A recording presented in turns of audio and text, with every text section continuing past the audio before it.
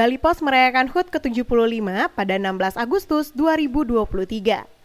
Pada puncak perayaan HUT yang digelar di Gedung Pers Ketut Nade, Sabtu 19 Agustus 2023, beragam lomba dan pentas budaya diselenggarakan.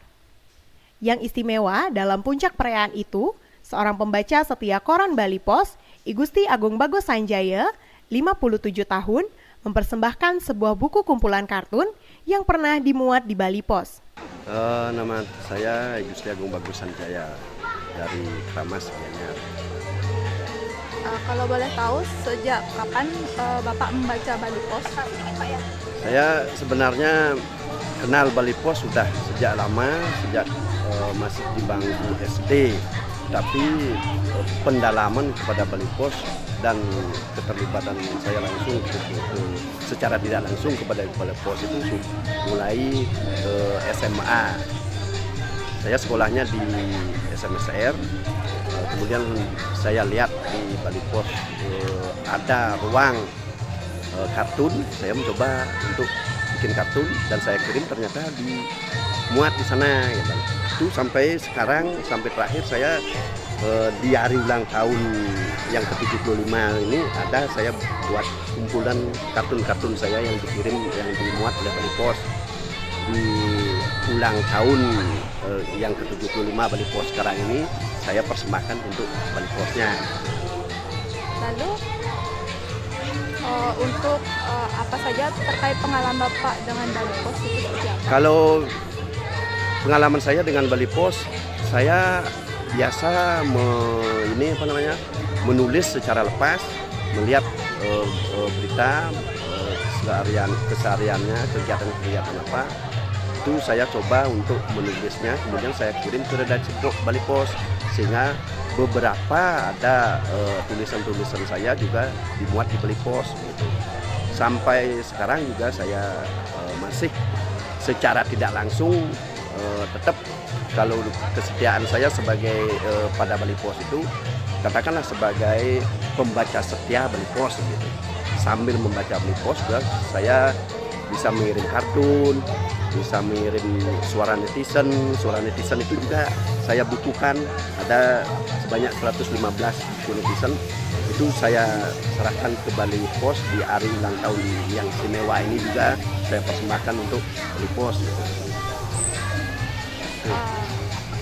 Lalu harapannya Bapak untuk Bali Pos itu seperti apa? Kalau harapan saya untuk Bali Pos ke depannya, saya kira di zaman era digital ini mengharap biar Bali Posnya tetap eksis, diterbitkan gitu.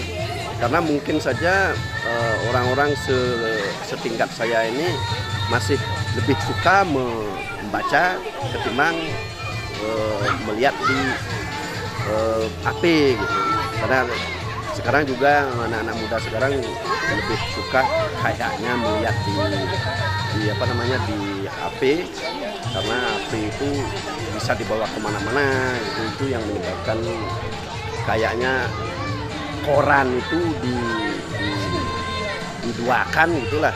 Dia lebih mementingkan ke HP ketimbang koran.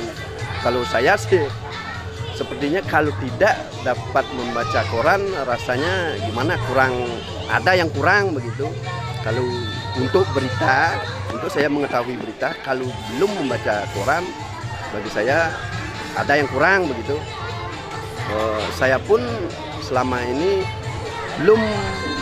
belum begitu perhatian dengan koran yang lainnya, cuma Bali Pos saja gitu. Jadi saya bolehlah dikatakan penggemar pembaca setia Bali Pos gitu, karena saya memang hampir tiap hari baca Bali Pos, tidak dengan HP-nya gitu. Itu sih. Bapak sebagai pecinta Bali Pos, di bagian apa yang menurut Bapak paling menarik di Bali Pos? Mungkin di penyajian kita atau dalam koran itu bagian mana yang kalau penyajiannya saya sukanya di bagian kebudayaannya. Kalau tentang Bali lah begitu, pokoknya yang keseniannya apalah itu. Ya pokoknya yang berhubungan dengan kebudayaan Bali lah, adat istiadat Bali juga. Itu. boleh diucapkan statement ulang tahun Bali Pos ke-75 ini? Ya, Singkat saja. untuk Bali Pos saya ucapkan selamat ulang tahun yang ke-75. Semoga saja Bali Pos tetap jaya dan tetap eksis di dunia pemberitaan surat kabar. Itu aja sih. Oke, terima kasih Bapak. Ia menjelaskan sudah mengenal Bali Pos sejak duduk di bangku SD. Namun, ia mulai menekuni kartun sejak duduk di bangku SMA. Hingga saat ini pun dirinya masih membuat kartun. Sampai akhirnya di ulang tahun ke-75 Bali Pos, Sanjaya membuat buku kumpulan kartun untuk dipersembahkan pada Bali Pos. Pria asal Gianyar ini berharap agar Bali Pos tetap eksis di zaman digitalisasi ini. Dalam kesempatan itu, Bali Pos memberi piagam penghargaan sebagai penulis suara netizen dari kartunis pada Sanjaya. Wulan Didit, Bali Pos.